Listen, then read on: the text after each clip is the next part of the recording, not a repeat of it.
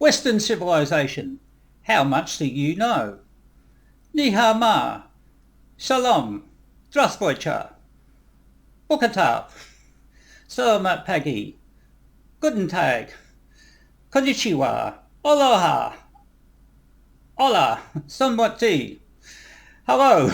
My name is Russell Miles. This is the 9th episode of our Western Civilization series, where we're going to look at how the Western ideal has evolved to become a global culture.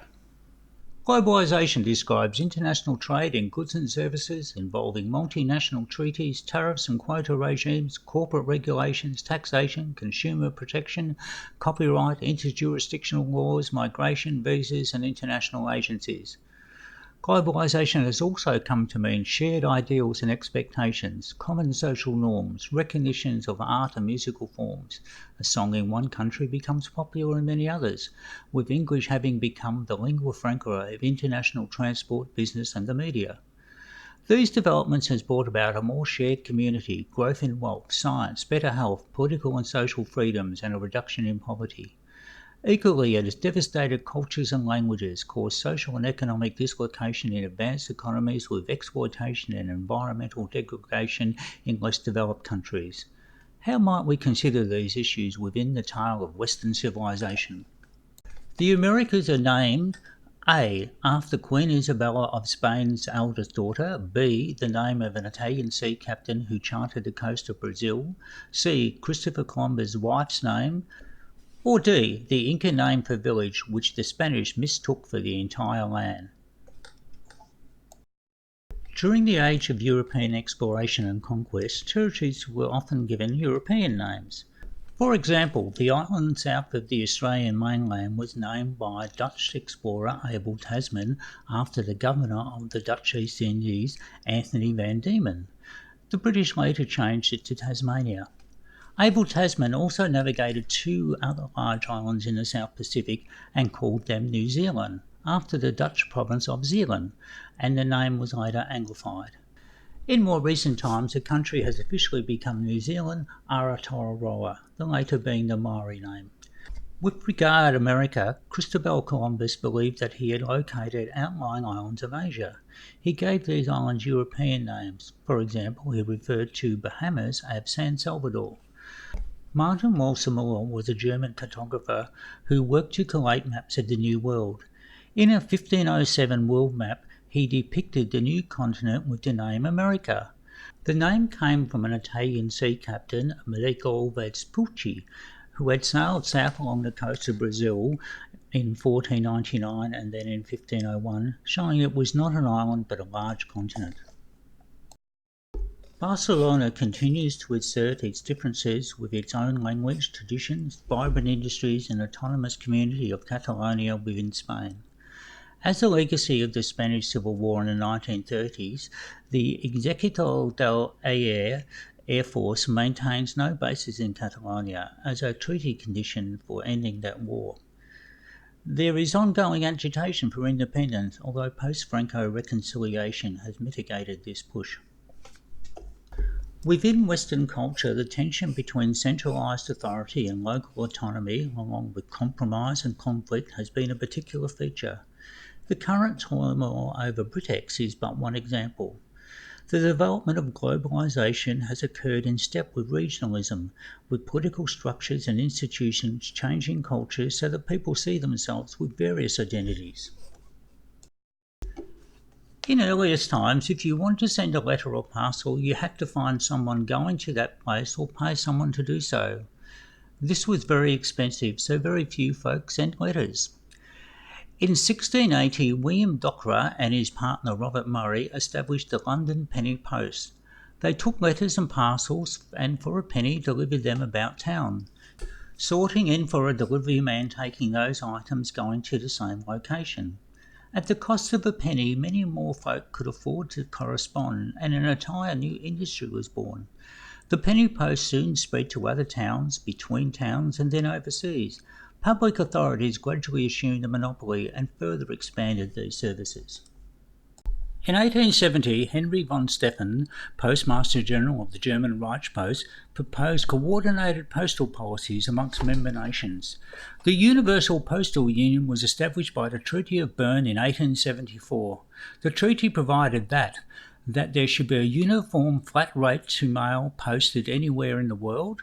Postal authorities should give equal treatment to foreign and domestic mail. Each country should retain all the money it has collected for international postage. The idea that the originating country keep all the postal revenue was based on the assumption that each letter would generate a reply, so the postal flows would be in balance. This proved to be not quite correct in various circumstances. In 1969, a system of terminal dues was introduced to redress any imbalance between countries. These dues were at a fixed rate and created various winners and losers. For example, the United States initially favoured the option as it was a source of much global goods and services and was always in surplus. However, with the advent of online marketing, US consumers were receiving far more mail than they sent. In 2019, the US threatened to leave the Postal Union and then agreed to remain when it was allowed to partially self-declare terminal dues.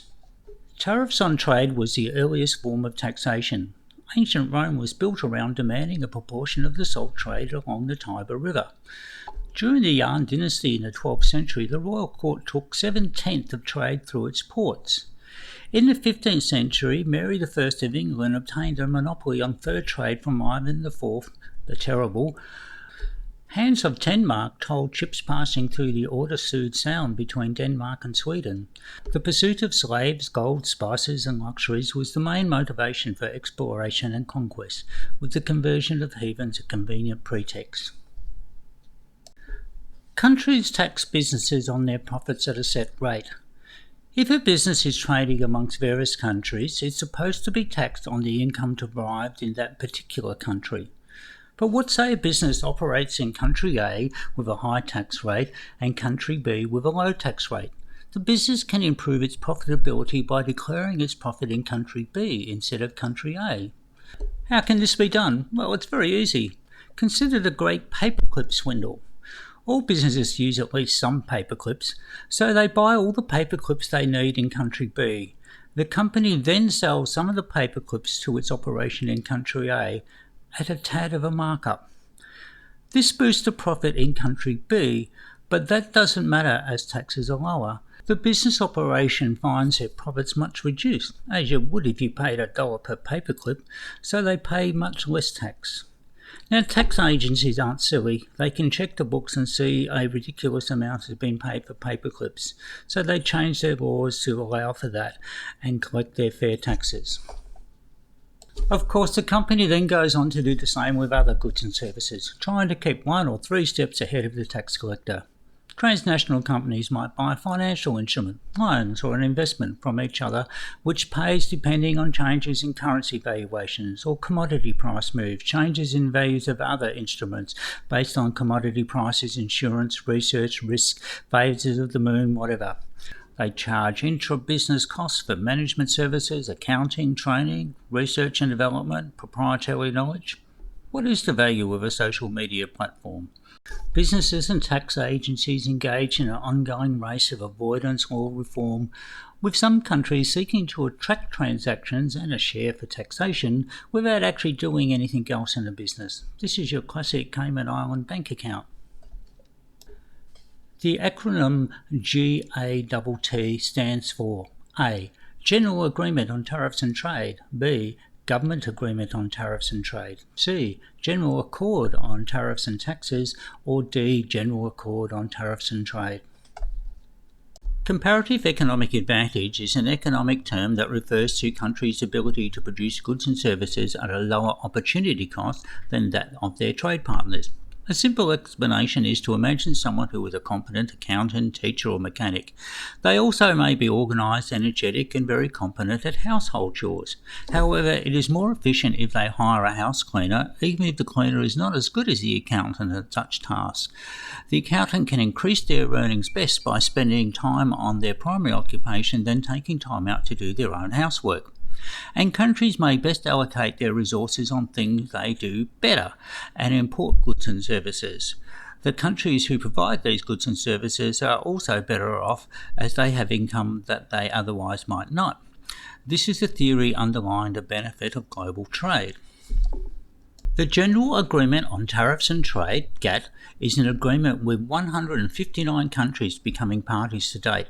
This was established by the Allies after the Second World War to promote international trade. Its main focus is on reducing trade barriers such as tariffs or quotas.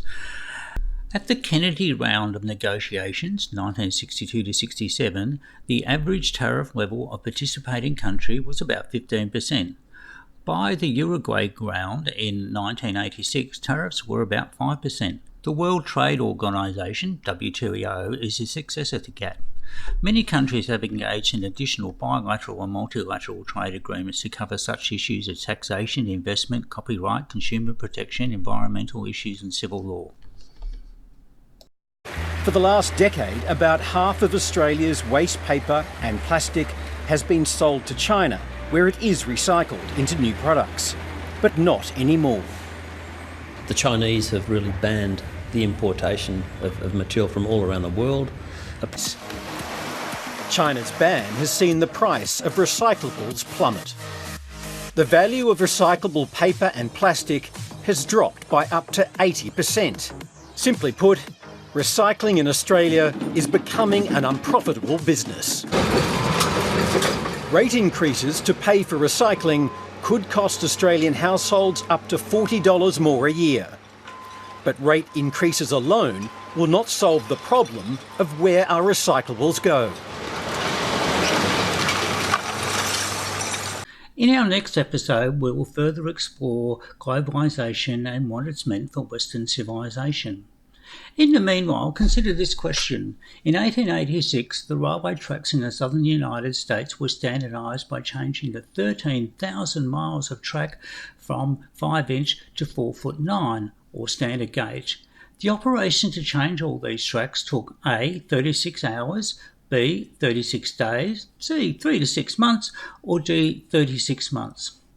If you like this channel, please subscribe and tick like. Let me know what you think in the comments below, and I can be contacted on email russmills@iprimers.com.au.